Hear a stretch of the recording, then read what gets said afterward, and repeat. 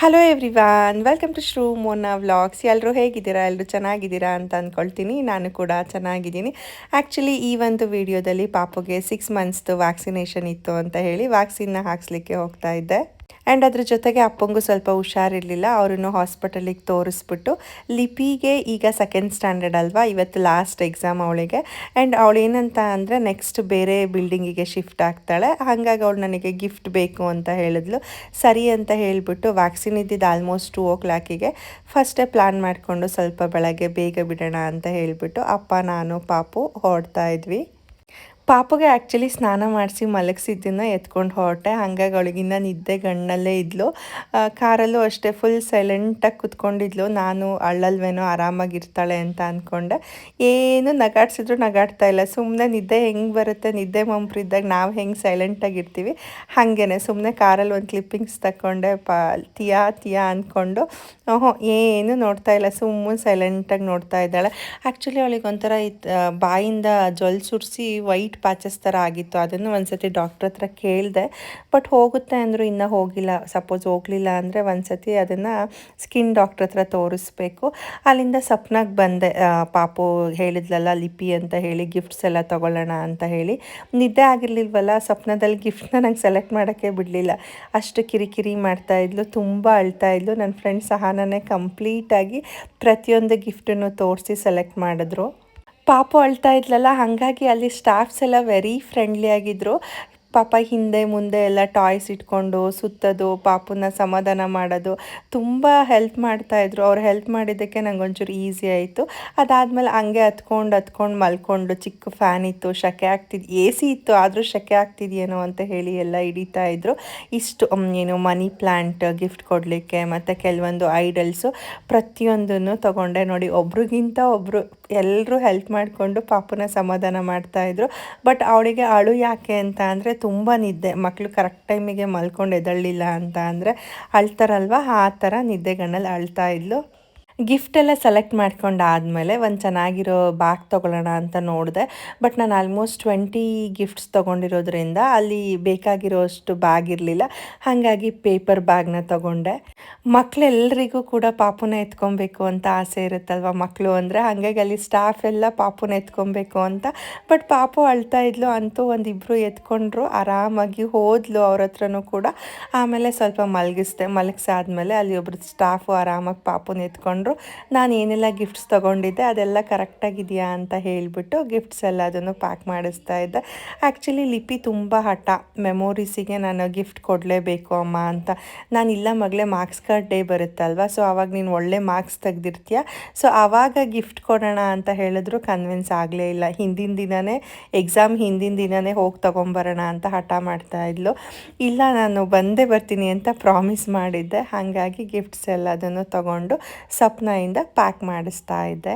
Actually ಏನಂದರೆ ನಂಗೆ ಎಲ್ಲರಿಗೂ ಮನಿ ಪ್ಲ್ಯಾಂಟ್ನೇ ಕೊಡಬೇಕು ಅಂತ ತುಂಬ ಇಷ್ಟ ಇತ್ತು. ಬಟ್ ಲಾಸ್ಟ್ ಟೈಮ್ ಹೋದಾಗ ತುಂಬಾ ಸ್ಟಾಕ್ ಇತ್ತು. ಬಟ್ ಈ ಸಲ ಏನಂತ ಅಂದರೆ ಖಾಲಿ ಆಗಿಬಿಟ್ಟಿತ್ತು. ಹಾಗಾಗಿ ಸ್ವಲ್ಪ ಮನಿ ಪ್ಲ್ಯಾಂಟ್ಸ್ ಯಾವುದೆಲ್ಲ ಚೆನ್ನಾಗಿದೆ ಅದನ್ನು ತೊಗೊಂಡೆ. ಇದನ್ನು ಆ್ಯಕ್ಚುಲಿ ಬ್ಯಾಂಬೋ ಪ್ಲ್ಯಾಂಟ್ ಅಂತಲೂ ಕರೀತಾರೆ ಅನಿಸುತ್ತೆ.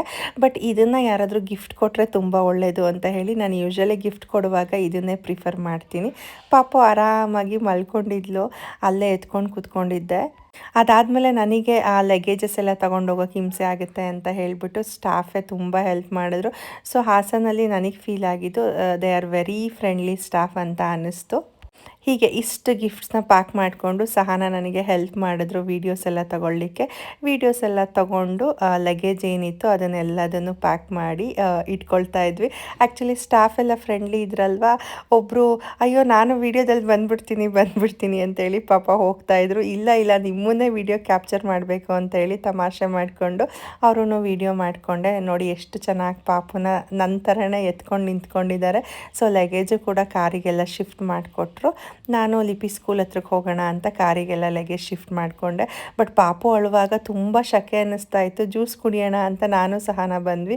ಸೊ ಮೋನು ಕರೆಕ್ಟ್ ಟೈಮಿಗೆ ಅಲ್ಲಿಗೆ ಜ್ಯೂಸ್ ಕುಡಿಯೋಕ್ಕೆ ಬಂದಿದ್ದರು. ಹಾಗಾಗಿ ಪಾಪುನ ಎತ್ಕೊಂಡು ಜ್ಯೂಸ್ ಕುಟ್ಕೊಂಡು ನೆಕ್ಸ್ಟು ಅಲ್ಲಿ ನಾನು ವರ್ಕ್ ಮಾಡ್ತಿದ್ದೆಲ್ಲ AVK ಕಾಲೇಜ್ ಮುಂದೆ ರಾಮನವಮಿ ಇತ್ತು. ಪಾನಕ ಕೊಡ್ತಾಯಿದ್ರು. ಸಹನಂಗೆ ತುಂಬ ಇಷ್ಟ ಅಂತ ಹೇಳಿಬಿಟ್ಟು ಸಹನ ಮಜ್ಜಿಗೆ ಮತ್ತು ಪಾನಕನ ಕುಡಿದ್ರು. ಆಮೇಲೆ ಲಿಪಿ ಸ್ಕೂಲಿಗೆ ಬಂದು ಸೊ ಅಲ್ಲೂ ಏನಂತ ಅಂದರೆ ಮಕ್ಕಳನ್ನ ಎತ್ಕೊಬೇಕು ಅಂತ ಆಸೆ ಅಲ್ಲ, ಟೀಚರ್ಸ್ ಎಲ್ಲ ಎತ್ಕೊಂಡ್ರು. ಬಟ್ ಪಾಪು ಅಲ್ಲೂ ಅಳ್ಳಕ್ಕೆ ಸ್ಟಾರ್ಟ್ ಮಾಡಿದ್ಲು ನಿದ್ದೆ ಇಲ್ಲ ಅಂತ. ಸೊ ಲಿಪಿಗಂತೂ ಫುಲ್ ಖುಷಿ, ಅವಳು ಹೇಳ್ದಂಗೆ ಎಲ್ಲ ಟೀಚರ್ಸಿಗೂ ಗಿಫ್ಟ್ನ ಕೊಟ್ಟೆ ಅಂತ ಹೇಳಿಬಿಟ್ಟು. ಅದಾದಮೇಲೆ ನಮ್ಮದು ಮಸ್ಟ್ ವಿಸಿಟ್ ಯಾವಾಗಲೂ ಹಣ್ಣು ತೊಗೊಳಕ್ಕೆ ಇಲ್ಲಿಗೆ ಬಂದೇ ಬರ್ತೀನಿ. ಹಾಗಾಗಿ ಹಣ್ಣೆಲ್ಲ ಖಾಲಿಯಾಗಿತ್ತು ಅಂತ ಹೇಳಿಬಿಟ್ಟು ಹಣ್ಣನ್ನು ಕೊಟ್ಟು ಹಣ್ಣನ್ನು ತಗೊಂಡು ಅಲ್ಲಿಂದ ಹೊರಟೆ. ಪಾಪುಗೆ ವ್ಯಾಕ್ಸಿನ್ ಇತ್ತಲ್ಲ, ಆ್ಯಕ್ಚುಲಿ ಪಾಪು ತುಂಬಾ ಏನು ವೆಯ್ಟ್ ಗೇನ್ ಆಗಿಲ್ಲ. ಅವಳು ಬರ್ತ್ ವೆಯ್ಟಿಗೆ ಕಂಪೇರ್ ಮಾಡಿದ್ರೆ. ನಾನು ಅದಕ್ಕೆ ಡಾಕ್ಟ್ರ್ ಹತ್ರ ಸರ್ ಅಷ್ಟೊಂದು ವೆಯ್ಟ್ ಗೇನ್ ಆಗಿಲ್ಲ ಅಂತ ಅಂದೆ. ಬಟ್ ಹೆಲ್ದಿಯಾಗಿದ್ದಾಳೆ, ಕರೆಕ್ಟಾಗಿದ್ದಾಳೆ, ಸಾಕು ಅಂತ ಹೇಳ್ತಾಯಿದ್ರು. ಸ್ವಲ್ಪ ಚಬ್ಬಿಯಾಗಿದ್ದರೆ ಮಕ್ಕಳು ಚಂದ ಅಲ್ವಾ, ಹಾಗಾಗಿ ಡಾಕ್ಟ್ರು ನನ್ನ ಮಗನೂ ತುಂಬ ಸಣ್ಣ ಇದ್ದಾನೆ ಬಿಡಿ, ಎಲ್ಲರೂ ಇದೇ ಕ್ವಶನ್ ಕೇಳ್ತಾರೆ, ಪಾಪು ದಪ್ಪ ಆಗಿಲ್ಲ ಅಂತ ಹೇಳಿ, ಹೆಲ್ದಿಯಾಗಿದ್ದರೆ ಸಾಕು ಅಂತ ಹೇಳಿ ಎಲ್ಲ ಚೆಕಪ್ ಮಾಡಿ ಇಲ್ಲ ಪರ್ಫೆಕ್ಟಾಗಿದ್ದಾಳೆ ಅಂತ ಹೇಳಿದ್ರು. ಸೊ ಆವಾಗ ಸ್ವಲ್ಪ ಸಮಾಧಾನ ಆಯಿತು. ಇನ್ನೇನು 6 ಮಂತ್ಸ್ ವ್ಯಾಕ್ಸಿನ್ ಆದ ತಕ್ಷಣ ಪಾಪುಗೆ ಸಾಲಿಡ್ ಸ್ಟಾರ್ಟ್ ಮಾಡಬೇಕಲ್ವ, ಏನೆಲ್ಲ ಸಾಲಿಡ್ ಸ್ಟಾರ್ಟ್ ಮಾಡಬೇಕು ಅಂತ ಕೇಳಿಕೊಂಡೆ. ಬಟ್ ಲಿಪಿಗೆ ಏನೆಲ್ಲ ಕೊಟ್ಟಿದ್ದೆ ಅದ್ರ ಎಕ್ಸ್ಪೀರಿಯನ್ಸ್ ಇತ್ತು. ಆದರೂ ಕೂಡ ಡಾಕ್ಟ್ರನ್ನ ಒಂದು ಸತಿ ಕೇಳಿದ್ರೆ ಒಳ್ಳೇದಲ್ವಾ ಅಂತ ಹೇಳಿ ಫಸ್ಟು ರಾಗಿ ಸರಿನ ಇಂಟ್ರಡ್ಯೂಸ್ ಮಾಡಿ ಅಂತ ಹೇಳಿದ್ರು. ಬಟ್ ಯಾವ ಥರ ಇಂಟ್ರಡ್ಯೂಸ್ ಮಾಡಬೇಕು ಅದ್ರದ್ದೆಲ್ಲ ಕಂಪ್ಲೀಟಾಗಿ ಇನ್ಫಾರ್ಮೇಷನ್ ಕೊಟ್ಟರು. ಅದನ್ನು ನೆಕ್ಸ್ಟ್ ವೀಡಿಯೋದಲ್ಲಿ ನಾನು ಶೇರ್ ಮಾಡ್ಕೊಳ್ತೀನಿ, ಪಾಪುಗೆ ಯಾವ ಥರ ಸಾಲಿಡ್ನ ಸ್ಟಾರ್ಟ್ ಮಾಡಿದೆ ಅಂತ ಹೇಳಿಬಿಟ್ಟು. ಸೊ ವ್ಯಾಕ್ಸಿನ್ ಹಾಕಿದಾಗ ಅಲ್ಲಿಂದ ಹೊರಟು ಊಟ ಮಾಡೋಣ ಅಂತ ಹೇಳಿ ಅಪ್ಪನೂ ಅಷ್ಟೊತ್ತಿಗೆ ಹಾಸ್ಪಿಟಲ್ ಮುಗಿಸಿದ್ರು. ಊಟ ಎಲ್ಲ ಮಾಡಿಕೊಂಡು ಮನೆಗೆ ಹೊರಟ್ವಿ. ಬಟ್ ಪಾಪು ತುಂಬ ಅಳ್ತಾ ಇದ್ಲು. ನಾನು ಆಲ್ಮೋಸ್ಟ್ 2 ತುತ್ತು ತಿಂದೆ ಅಷ್ಟೇ. ಅವಳಿಗೆ ನಿದ್ದೆ ಮತ್ತು ವ್ಯಾಕ್ಸಿನ್ ಹಾಕ್ಸಿದ್ದನ್ನು ನೆನೆಸ್ಕೊಂಡು ಅಳ್ತಾ ಇದ್ಲು, ಚುಚ್ಚಿದ್ರೆ ನೋವುತ್ತಲ್ವ ಅದನ್ನು. ಸೊ ಅದಾದಮೇಲೆ ನೆಕ್ಸ್ಟ್ ಡೇ ವೀಡಿಯೋನ ಕಂಟಿನ್ಯೂ ಮಾಡ್ತಾ ಇದ್ದೀನಿ. ತುಂಬಾ ಮಳೆ ಅಂದರೆ ಜೋರು ಮಳೆ ಬರ್ತಾಯಿತ್ತು. ನಾನು ಕೆಲವೊಂದು ಡ್ರೆಸ್ಸಸ್ನ ಮಿಂತ್ರಾಯಿಂದ ಆರ್ಡರ್ ಮಾಡ್ಕೊಂಡಿದ್ದೆ, ಅದ್ರದ್ದು ವೀಡಿಯೋ ಶೂಟ್ ಮಾಡ್ಕೊಳ್ತಾ ಇದ್ದೆ. ಆಮೇಲೆ ಮಳೆ ಬರ್ತಾ ಇತ್ತಲ್ಲ ಅಂತ ಹೇಳಿ ಒಂದು ಒಗ್ಗರಣೆ ಪುರಿ ಮಾಡೋಣ ಅಂತ ಅಂದ್ಕೊಂಡು ಕೊಬ್ಬರಿ ಇರುತ್ತಲ್ವ ಒಣಗಿರೋದು, ಅದನ್ನು ಚಿಕ್ಕದಾಗಿ ಫಸ್ಟ್ ಕಟ್ ಮಾಡಿ ಎತ್ತಿಟ್ಕೊಳ್ತಾ ಇದ್ದೀನಿ. ಅದಾದಮೇಲೆ ಬೆಳ್ಳುಳ್ಳಿ ಸ್ವಲ್ಪ ಕ್ವಾಂಟಿಟಿ ಮಾಡ್ತಾಯಿದ್ದೆ ನಾನು. ಬೆಳ್ಳುಳ್ಳಿನ ಬಿಡಿಸ್ಬಿಟ್ಟು ಅದನ್ನು ಸ್ವಲ್ಪ ಕ್ರಷ್ ಮಾಡಿಬಿಟ್ಟು ಒಂದೇ ಕಡೆಗೆ ಎತ್ತಿಟ್ಕೊಳ್ತಾ ಇದ್ದೆ. ಸಿಂಪಲ್ಲಾಗಿ ಈಸಿಯಾಗಿ ಮಾಡೋದು. ಒಂದು ಬಾಣಲಿಗೆ ಎಣ್ಣೆನ ಹಾಕ್ಕೊಂಡು ಫಸ್ಟ್ ನಾನು ಕಡಲೆ ಬೀಜನ ಹುರ್ಕೊಳ್ತಾ ಇದ್ದೀನಿ. ಇಲ್ಲಿ ಏನೇನು ಇಂಗ್ರೀಡಿಯೆಂಟ್ಸ್ ತೊಗೊಂಡಿದ್ದೀನಿ ಅಂದರೆ ಕಡಲೆ ಬೀಜ, ಕರಿಬೇವು, ಕೊಬ್ಬರಿ ಮತ್ತು ಕಡಲೆ, ಒಣಮೆಣ್ಸಿನ್ಕಾಯಿ, ಬೆಳ್ಳುಳ್ಳಿ. ಕಡಲೆ ಬೀಜನ ಫಸ್ಟು ಫ್ರೈ ಮಾಡಿಕೊಂಡು ಅದು ಫ್ರೈ ಆದಮೇಲೆ ಬೆಳ್ಳುಳ್ಳಿ ಮತ್ತು ಕರಿಬೇವನ್ನ ಹಾಕ್ಕೊಂಡು ಒಣಮೆಣ್ಸಿನ್ಕಾಯಿನ ಹಾಕ್ಕೊಂಡು ಫ್ರೈ ಮಾಡ್ಕೊಳ್ತಾ ಇದ್ದೀನಿ. ಲಾಸ್ಟಿಗೆ ಕೊಬ್ಬರಿನ ಹಾಕ್ಕೊಬೇಕು, ಬೇಗ ಫ್ರೈ ಆಗಿಬಿಡುತ್ತೆ. ಹಾಗಾಗಿ ಕೊಬ್ಬರಿ ಮತ್ತು ಕಡಲೆ ಎರಡನ್ನೂ ಒಟ್ಟಿಗೆ ಹಾಕ್ಕೊಂಡು 1 ಮಿನಿಟ್ ಫ್ರೈ ಮಾಡಿದ್ರೆ ಸಾಕು. ಇದು ಈಸಿ, ಎಲ್ಲರೂ ಕಾಮನ್ನಾಗಿ ಮಾಡ್ತಾರೆ. ಅದ್ರ ಜೊತೆಗೆ ನಾನು ಸ್ವಲ್ಪ ಅರಿಶಿನ ಪುಡಿ ಇರುತ್ತಲ್ವ, ಅರಿಶಿನ ಪುಡಿನ ಹಾಕ್ಕೊಳ್ತಾ ಇದ್ದೀನಿ. ರುಚಿಗೆ ತಕ್ಕಷ್ಟು ಖಾರದ ಪುಡಿನ ಹಾಕ್ಕೊಂಡು ಮಿಕ್ಸ್ ಮಾಡ್ಕೊಳ್ತಾ ಇದ್ದೀನಿ. ಎಲ್ಲದು ಫ್ರೈ ಆದಮೇಲೆ ಗ್ಯಾಸ್ನ ಸ್ವಲ್ಪ ಸಿಮ್ಮಿಗೆ ಇಟ್ಕೊಬೇಕು. ಯಾಕಂತಂದರೆ ಪುರಿ ಒಂದೊಂದು ಸತಿ ಕ್ರಿಸ್ಪಿಯಾಗಿರಲ್ಲ, ಕ್ರಿಸ್ಪಿಯಾಗಿ ಬರಬೇಕು ಅಂತ ಅಂದರೆ ಈ ಥರ ಇಷ್ಟು ಫ್ರೈ ಆದಮೇಲೆ ಪುರಿ ಎಲ್ಲ ಕ್ಲೀನ್ ಮಾಡಿಕೊಂಡು ಮಿಕ್ಸ್ ಮಾಡಿಕೊಂಡು ರುಚಿಗೆ ಸ್ವಲ್ಪ ಬೇಕು ಅಂತ ಅಂದರೆ ಉಪ್ಪನ್ನು ಹಾಕ್ಕೊಂಡ್ಬಿಟ್ರೆ ಒಗ್ಗರಣೆ ಪುರಿ ರೆಡಿ ಆಗಿಬಿಡುತ್ತೆ. ಮತ್ತು ಇವಾಗ ಮಳೆ ಬರ್ತಿತ್ತಲ್ವ, ಕಾಫಿ ಇನ್ನೂ ಫಿಲ್ಟ್ರಿಗೆ ಹಾಕಿರಲಿಲ್ಲ. ಫಿಲ್ಟ್ರಿಗೆ ಹಾಕೋ ತನಕ ಟೈಮ್ ಆಗಿಬಿಡುತ್ತೆ ಅಂತ ಹೇಳಿಬಿಟ್ಟು ಮಸಾಲ ಟೀನ ಮಾಡ್ಕೊಳ್ಳೋಣ ಅಂತ ಅಂದ್ಕೊಂಡೆ. 1-2 ನಿಮಿಷ ಹುರಿದ್ಬಿಟ್ರೆ ಫ್ರೈ ಆಗಿಬಿಡುತ್ತೆ ಪುರಿ ಕ್ರಿಸ್ಪಿಯಾಗಿ. ಮಸಾಲ ಟೀ ಮಾಡ್ಕೊಳ್ಳಿಕ್ಕೆ ಮಾಮೂಲಿ ಹಾಲಿಗೆ ನಿಮ್ಮ ಮನೇಲಿ ಯಾವುದಿರುತ್ತೆ ಟೀ ಪುಡಿ ಅದನ್ನು ಹಾಕ್ಕೊಂಡು ಶುಂಠಿ, ಲವಂಗ, ಸ್ವಲ್ಪ ಚಕ್ಕೆ ಮತ್ತು ಏಲಕ್ಕಿನ ಹಾಕ್ಕೊಂಡು ಈ ಥರ ಕುಟ್ಕೊಬೇಕು. ನಾನೇನು ಮಾಡ್ತೀನಿ ಅಂದರೆ ಟೀ ಎಲ್ಲ ಆದಮೇಲೆ ಲಾಸ್ಟಿಗೆ ಈ ಥರ ಮಸಾಲೆ ಏನಿರುತ್ತೆ ಅದನ್ನು ಹಾಕ್ಬಿಟ್ಟು 1 ನಿಮಿಷ ಕುದಿಸ್ಬಿಟ್ಟು ಸೋಸ್ಕೊಳ್ತೀನಿ. ಕೆಲವೊಂದು ಸತಿ ಸಡನ್ನಾಗಿ ಟೀ ಪುಡಿ ಜೊತೆನೇ ಶುಂಠಿ ಹಾಕಿದಾಗ ನನಗೇನಾಗಿದೆ ಟೀ ಹೊಡೆದೋಗ್ಬಿಡುತ್ತೆ, ಹಾಗಾಗಿ ಲಾಸ್ಟಿಗೆ ಹಾಕ್ಬಿಟ್ಟು ಕುದಿಸ್ಕೊಳ್ತೀನಿ.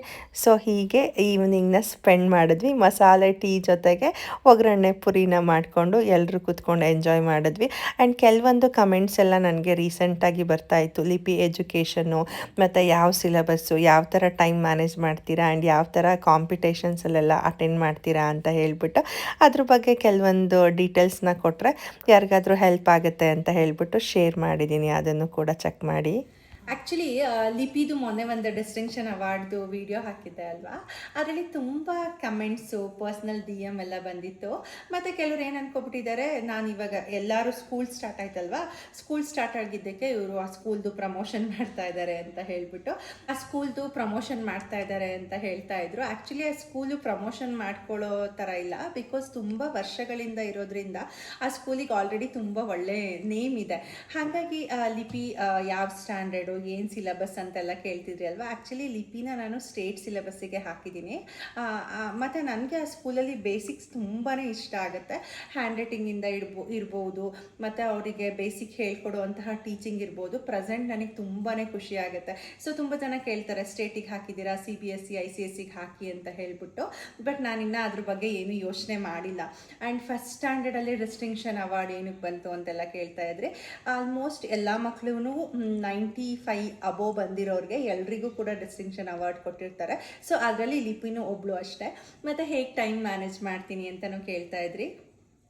ಲಿಪಿಗೆ 75% ಅಮ್ಮ ಓದಿಸ್ತಾರೆ. ಈಗ ಪಾಪು ಆದಮೇಲೆ ಎಕ್ಸಾಮ್ ಟೈಮಲ್ಲಿ ಮತ್ತು ಯೂನಿಟ್ ಟೆಸ್ಟ್ ಟೈಮಲ್ಲಿ ಏನು ಮಾಡ್ತೀನಿ, ನಾನು ಓದಿಸ್ತೀನಿ.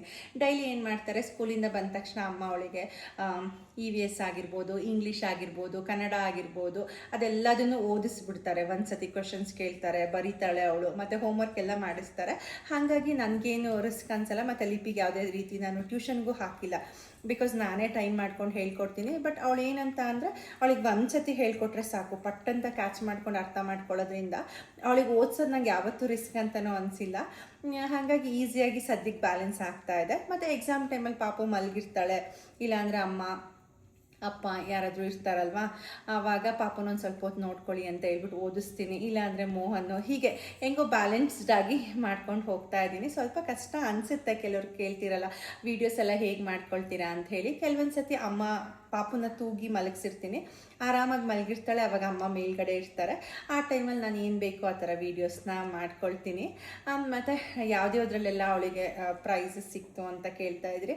ಅವಳಿಗೆ ಸ್ಕೂಲಲ್ಲಿ ಸಾಮಾನ್ಯ ನಾನು ಏನು ಕಾಂಪಿಟೇಷನ್ ಆದ್ರೂ ಅವಳನ್ನು ಪಾರ್ಟಿಸಿಪೇಟ್ ಮಾಡಿಸ್ತೀನಿ. ಬಿಕಾಸ್ ಮಕ್ಕಳಿಗೆ ಪಾರ್ಟಿಸಿಪೇಷನ್ ಅನ್ನೋದು ತುಂಬ ಇಂಪಾರ್ಟೆಂಟ್. ಪಾರ್ಟಿಸಿಪೇಟ್ ಮಾಡ್ತಾ ಮಾಡ್ತಾ ನಮಗೆ ಅವರಿಗೆ ಅದರಲ್ಲಿ ವಿನ್ ಆಗಬೇಕು, ಪ್ರೈಸ್ ತೊಗೋಬೇಕು ಅಂತ ಗೊತ್ತಾಗುತ್ತೆ. ಹಾಗಾಗಿ ಪಾರ್ಟಿಸಿಪೇಷನ್ ತುಂಬ ಇಂಪಾರ್ಟೆಂಟ್ ಮಗಳೇ ಅಂತ ನಾನು ಅವಳಿಗೆ ಹೇಳ್ಕೊಡ್ತಿರ್ತೀನಿ. ಸೊ ಡ್ರಾಯಿಂಗ್ ಆಗಿರ್ಬೋದು, ಕ್ವಿಕ್ ಮ್ಯಾಥ್ಸ್ ಆಗಿರ್ಬೋದು, ಮತ್ತು ಸಾಂಗ್ ಕಾಂಪಿಟೇಷನ್ ಆಗಿರ್ಬೋದು, ಕೆಲವೊಂದು ಏನೇನು ಕಾಂಪಿಟೇಷನ್ ಕೊಟ್ಟಿರ್ತಾರೆ ಅದರಲ್ಲಿ ಅವಳಿಗೆ ಫಸ್ಟು, ಸೆಕೆಂಡು ಅಥವಾ ಥರ್ಡು ಯಾವುದಾದ್ರೂ ಒಂದು ಪ್ರೈಸ್ 100% ಬಂದೇ ಬರುತ್ತೆ. ಸೊ ಅವಳು ತುಂಬಾ ಆ್ಯಕ್ಟಿವ್ ಇರೋದ್ರಿಂದ ನನಗೆ ಸ್ವಲ್ಪ ಕಷ್ಟ ಅಂತ ಅನಿಸಲ್ಲ. ಇಬ್ಬರು ಮಕ್ಕಳನ್ನು ಮ್ಯಾನೇಜ್ ಮಾಡಿಕೊಂಡು ಆರಾಮಾಗಿ ಓದಿಸ್ತಾ ಇದ್ದೀನಿ. ಆ್ಯಂಡ್ ಮೊನ್ನೆನೂ ಅಷ್ಟೇ ಸ್ಕೂಲಿಗೆ ಹೋದಾಗ ಮ್ಯಾಮು ತುಂಬ ಅಪ್ರಿಷಿಯೇಟ್ ಮಾಡ್ತಾಯಿದ್ದೆ. ನಾನು ಅವ್ರಿಗೆ ಹೇಳಿದೆ, ma'am thank you so much, ನಿಮ್ಮದು ಟೀಚಿಂಗು, ನಿಮ್ಮ ಸಪೋರ್ಟಿಂದ ನನ್ನ ಮಗಳು ಚೆನ್ನಾಗಿ ಓದ್ತಿದ್ದಾಳೆ ಅಂತ. ಬಟ್ ಅದ್ರ ಜೊತೆಗೆ ಪೇರೆಂಟ್ಸ್ ಸಪೋರ್ಟ್ ಇಂಪಾರ್ಟೆಂಟ್ ಅಲ್ವಾ ಅಂತ ಅಂದರು. ಹೌದು, 100% ನಾನು ಅವಳಿಗೆ ಓದಿಸೋ ವಿಷಯ ಅಂತ ಬಂದರೆ ಪ್ರತಿಯೊಂದು ವೀಡಿಯೋ ಮಾಡೋದಾಗಿರ್ಬೋದು, ವೀಡಿಯೋ ಎಡಿಟ್ ಮಾಡೋದಾಗಿರ್ಬೋದು, ಕಾಲ್ಸ್ ಆಗಿರ್ಬೋದು, ಪ್ರತಿಯೊಂದನ್ನು ಅವಾಯ್ಡ್ ಮಾಡಿ ಆ ಒಂದು ಟೈಮ್ನ ಅವಳಿಗೆ ಅಂತಲೇ ಇಟ್ಟು ಪ್ಲಡ್ಜ್ ಮಾಡಿ ಓದಿಸ್ತೀನಿ. ಏನು ಕೆಲಸ ಬೇಕಾದರೂ ಬಿದ್ದಿರಲಿ, ಆ ಕೆಲಸದ ಬಗ್ಗೆ ತಲೆ ಕೆಡಿಸ್ಕೊಳ್ಳಲ್ಲ. ಎಕ್ಸಾಮ್ ಅಂತ ಅಂದರೆ ಆ ಟೈಮಲ್ಲಿ ನಾನು ಅವಳಿಗೆ ಓದಿಸ್ತೀನಿ. ಮತ್ತು ಅಮ್ಮ ಇರೋದ್ರಿಂದ ನಂಗೆ ತುಂಬಾ ಹೆಲ್ಪ್ ಆಗ್ತಾಯಿದೆ. ಆ್ಯಕ್ಚುಲಿ ಅಮ್ಮ ಎಕ್ಸಾಮ್ ಮುಗಿಸ್ಕೊಂಡು ಮನೆಗೆ ಹೋಗ್ತೀನಿ, ಅಲ್ಲಿ ತನಕ ನಿನಗೂ ಹೆಲ್ಪ್ ಆಗುತ್ತೆ ಅಂತ ಹೇಳಿದ್ದಾರೆ. ಇನ್ನೇನು ಹಾಲಿಡೇಸ್ ಸ್ಟಾರ್ಟ್ ಆಯ್ತಲ್ಲ, ಹೋಗ್ತೀನಿ ಅಂತ ಇದ್ರು. ಅಮ್ಮ ಹೋಗಬೇಡಿ, ಇರಿ ಅಂತ ಹೇಳ್ತಾ ಇದ್ದೀನಿ. ಸೊ ಹೀಗೆ ನಾನು ಬ್ಯಾಲೆನ್ಸ್ ಮಾಡ್ತಾ ಇದ್ದೀನಿ. ಮಗುನ ಇಟ್ಕೊಂಡು ಆ್ಯಕ್ಚುಲಿ ವೀಡಿಯೋಸ್ ಮಾಡೋದು ಕಷ್ಟನೇ. ಬಟ್ ಏನಂತ ಅಂದರೆ ಇವಾಗ ನನಗೆ ಅದೊಂದು ಏನು ಜಾಬ್ ಥರ, ನನಗೆ ಕಂಟೆಂಟ್ನ ಕ್ರಿಯೇಟ್ ಮಾಡೋದು, ವೀಡಿಯೋ ಮಾಡೋದು. ಹಾಗಾಗಿ ಇವಾಗ ಆಫ್ಟರ್ 6 ಮಂತ್ಸ್ ಆದಮೇಲೆ ಲಿಪಿ ಪಾಪು ಇದ್ದಾಗ ನಾನು ಅವಳನ್ನು 6 ಮಂತ್ಸಲ್ಲಿ ಬಿಟ್ಟು ಕಾಲೇಜಲ್ಲಿ ವರ್ಕಿಂಗಿಗೆ ಹೋಗಿದ್ದೀನಿ. ಕೆಲವೊಂದು ಸತಿ ಹೇಗಿತ್ತು ಅಂದರೆ, ಕಾಲೇಜಲ್ಲಿ ಪಾಪ ನಂಗೆ ತುಂಬ ಚೆನ್ನಾಗಿ ಟೈಮ್ ಟೇಬಲ್ ಅಡ್ಜಸ್ಟ್ ಮಾಡಿಕೊಟ್ಟಿದ್ರು. 3 hours ಅಲ್ವಾ ಡೈಲಿ ನಮಗೆ ಕ್ಲಾಸ್ ಇರ್ತಿದ್ದಿದ್ದು. ಬೆಳಗ್ಗೆ 9ಗೆ ಹೋಗಿ 11ಗೆ ಮನೆಗೆ ಬರ್ತಾ ಇದೆ. ಸೊ ಆರಾಮಾಗಿ ಅವಳಿಗೆ ಫೀಡ್ ಮಾಡಿಸ್ಕೊಂಡು ಮತ್ತೆ 3:30 to 4:30 ಕ್ಲಾಸ್ ಹಾಕಿಸ್ಕೊಳ್ತಾ ಇದ್ದೆ. ಹೀಗೆ ಮಧ್ಯ ಮನೆಗೆ ಹೋಗಿ ಬರ್ತಾ ಇದ್ದೆ. ಹಾಗಾಗಿ ಅವಳನ್ನ ಡೆವಲಪ್ ಮಾಡಿದ್ದು ನಂಗೆ ಅಷ್ಟು ಗೊತ್ತಾಗಲಿಲ್ಲ. ಯಾಕಂದರೆ ಜಾಬು ಏನು ನಂಗೆ ಅಷ್ಟೊಂದು ರಿಸ್ಕ್ ಅನ್ನಿಸ್ತಿರಲಿಲ್ಲ. ಸೊ ಇದು ಅಷ್ಟೇ, ಆರಾಮಾಗಿ ಅವಳು ಮಲಗಿರೋ ಟೈಮಲ್ಲಿ ವೀಡಿಯೋಸ್ ಶೂಟ್ ಮಾಡ್ಕೊತೀನಿ. ಕೆಲವೊಂದು ಕಂಟೆಂಟ್ಸ್ ಆಗಿರ್ಬೋದು, ಕೆಲವೊಂದು ಪ್ರಮೋಷನಲ್ ವೀಡಿಯೋಸ್ ಆಗಿರ್ಬೋದು ಮಾಡ್ಕೊಳ್ತೀನಿ. ಎರಡನ್ನೂ ಬ್ಯಾಲೆನ್ಸ್ ಮಾಡ್ತಾ ಇದ್ದೀನಿ. ಅಮ್ಮ ಇದ್ದಾರೆ, ಮತ್ತೊಬ್ಬರು ಆಂಟಿನೂ ಕೂಡ ನಂಗೆ ವೀಡಿಯೋ ಮಾಡಿಕೊಡ್ತಾರೆ, ಮತ್ತು ಕೆಲವೊಂದು ಸಣ್ಣ ಪುಟ್ಟ ಹೆಲ್ಪ್ ಮಾಡಿಕೊಡ್ತಾರೆ. ಸೊ ಹಾಗಾಗಿ ನನಗೆ ಈ ಥರ ವರ್ಕ್ ಬ್ಯಾಲೆನ್ಸ್ ಆಗ್ತಾ ಇದೆ. ಬಟ್ ಏನಂತ ಅಂದರೆ, ಸಾಮಾನ್ಯವಾಗಿ ಒಂದು ಸೆಕೆಂಡ್ ಬೇಬಿ ಆಗಿದ ತಕ್ಷಣ ಫಸ್ಟ್ ಮಗುಗೆ ಸ್ವಲ್ಪ ಕಾನ್ಸಂಟ್ರೇಷನ್ ಕಮ್ಮಿ ಆಗುತ್ತೆ, ಓದ್ಸೋ ಕಡೆ ಆಗಿರ್ಬೋದು, ಬೇರೆ ಕಡೆ ಆಗಿರ್ಬೋದು. ಬಟ್ ನನಗೆ ಅಮ್ಮ ಇರೋದ್ರಿಂದ ನನಗೇನು ಆ ಥರ ಲಿಪಿ ಮೇಲೆ ಕಾನ್ಸಂಟ್ರೇಷನ್ ಕಮ್ಮಿ ಆಯಿತು, ಆ ಥರದ್ದೇನು ನನಗೇನು ಗೊತ್ತಾಗಲಿಲ್ಲ. ಬಿಕಾಸ್ ಓದಿಸೋ ಟೈಮಲ್ಲಿ ಅವಳನ್ನು ಓದಿಸ್ತಿದ್ದೆ, ಏನಾದರೂ ಪಾರ್ಟಿಸಿಪೇಟ್ ಮಾಡಬೇಕು ಅಂತ ಅಂದರೆ ಅದಕ್ಕೂ ಕೂಡ ಕಲಿಸ್ತಾ ಇದ್ದೆ. ಹಾಗಾಗಿ ನನಗೇನು ರಿಸ್ಕ್ ಅಂತ ಆ್ಯಸ್ ಆಫ್ ನಾವು ಅನ್ನಿಸ್ತಾ ಇಲ್ಲ. ಬಟ್ CBSE, ಸ್ಟೇಟು, ICSE ಅದೆಲ್ಲ ಕಂಪ್ಯಾರಿಸನ್ ನಂಗೆ ಅರ್ಥ ಆಗುತ್ತೆ. ಬಟ್ ನನಗೆ ಖುಷಿ ಇದೆ ಅಂತ ಹೇಳ್ಬಿಟ್ಟು ಸೆಕೆಂಡ್ ಸ್ಟ್ಯಾಂಡರ್ಡ್ ತನಕ ಓದಿಸಿದ್ದೀನಿ. ಆ್ಯಂಡ್ ನೆಕ್ಸ್ಟು ಅದೇ ಸ್ಕೂಲ್ನ ಕಂಟಿನ್ಯೂ ಮಾಡಬೇಕು ಅಂತಲೂ ಅಂದ್ಕೊಂಡಿದ್ದೀನಿ. ಸೊ ನೋಡಬೇಕು ಹೇಗಾಗುತ್ತೆ ಅಂತ. ಮತ್ತು ಇನ್ನೂ ತುಂಬ ಕ್ವೆಶನ್ಸ್ ಕೇಳ್ತಾ ಇದ್ರಿ. ಆ್ಯಕ್ಚುಲಿ ನನಗೆ ಎಲ್ಲದಕ್ಕೂ ಆನ್ಸರ್ ಮಾಡೋಣ ಅಂತ ಅಂದರೆ ಒಂದೊಂದ್ಸತಿ ಏನು ಕ್ವೆಶನ್ಸ್ ಇರುತ್ತೆ ಅನ್ನೋದೇ ಮರ್ತೋಗ್ಬಿಟ್ಟಿರುತ್ತೆ. ಆ್ಯಂಡ್ ನೆಕ್ಸ್ಟು ಸೋಲಾರ್ ಮತ್ತು ಸಾಫ್ಟ್ನರ್ ಬಗ್ಗೆ ಡೀಟೇಲ್ಸ್ ಕೇಳ್ತಾ ಇದ್ರಿ ಅಲ್ವಾ. ಅದು ಆ್ಯಕ್ಚುಲಿ ಏನಂತ ಅಂದರೆ ನಾವು ಏನಕ್ಕೆ ಹಾಕಿಸ್ಕೊಂಡಿದ್ದೀವಿ ಅಂತ ಅಂದರೆ, ನಮ್ಮನೇಲಿ ನಲ್ಲಿಗಳು ಏನಿದೆ ಆ ನಲ್ಲಿಗಳು ಎಲ್ಲದಕ್ಕೂ ವಾಟರ್ ಸಾಫ್ಟ್ನರ್ ಇಲ್ಲ ಅಂತ ಅಂದರೆ ಮಣ್ಣು ಏನಿರುತ್ತೆ ಡಸ್ಟ್ ವಾಟರಲ್ಲಿ ಬರುವಂಥದ್ದು ಅದು ಬ್ಲಾಕೇಜ್ ಆಗುತ್ತೆ ಅಂತ ಹೇಳ್ಬಿಟ್ಟು ಸಾಫ್ಟ್ನರ್ ಹಾಕಿಸ್ಕೊಂಡಿದ್ದೀವಿ. ಮತ್ತು ನಮ್ಮದು 3 ಸ್ಟೇರ್ಸ್ ಮೇಲ್ಗಡೆ ಇರೋದ್ರಿಂದ 3rd ಫ್ಲೋರಿಂದ ನೀರು ಕೆಳಗಡೆ ಬರಬೇಕು ಅಂತ ಅಂದರೆ ಪ್ರೆಷರ್ ಪಂಪ್ ಬೇಕೇ ಬೇಕು, ಇಲ್ಲಾಂದರೆ ತುಂಬ ಸ್ಲೋ ಆಗಿ ಬರುತ್ತೆ. ಹಾಗಾಗಿ ಏನು ಪ್ರೆಷರ್ ಪಂಪು, ವಾಟರ್ ಸಾಫ್ಟ್ನರು ಎಲ್ಲ ಹಾಕಿಸ್ಕೊಂಡಿದ್ವಿ ಮೇಂಟೆನೆನ್ಸ್, ಸ್ಟಾಫ್ ಮೇಂಟೆನೆನ್ಸಿಗೆ, ಮತ್ತು ನಮಗೂ ಕೂಡ ಹೆಲ್ದಿಯಾಗಿರ್ತೀವಿ ಅಂತ ಹೇಳಿ. ಅದ್ರ ಬಗ್ಗೆ ನಾನು ನೆಕ್ಸ್ಟ್ ಕಂಪ್ಲೀಟ್ ಡೀಟೇಲ್ಸ್ನ ತಿಳ್ಕೊಂಡು ನೆಕ್ಸ್ಟ್ ವಿಡಿಯೋದಲ್ಲಿ ಶೇರ್ ಮಾಡ್ತೀನಿ. ಹೋಪ್ ನೀವು ಕೇಳಿದ ಕ್ವೆಶನ್ಸು, ಡೌಟು ಕ್ಲಿಯರ್ ಆಗಿದೆ ಅಂತ ಅನ್ಕೋತೀನಿ. ಮತ್ತು ಇನ್ನೊಂದು ವಿಡಿಯೋ ಜೊತೆ ಸಿಗ್ತೀನಿ. ವಿಡಿಯೋ ಇಷ್ಟ ಆಗಿದ್ರೆ ದಯವಿಟ್ಟು ಶೇರ್ ಮಾಡಿ, ಲೈಕ್ ಮಾಡಿ, ಸಪೋರ್ಟ್ ಮಾಡಿ ಆಯಿತಾ. Thank you all.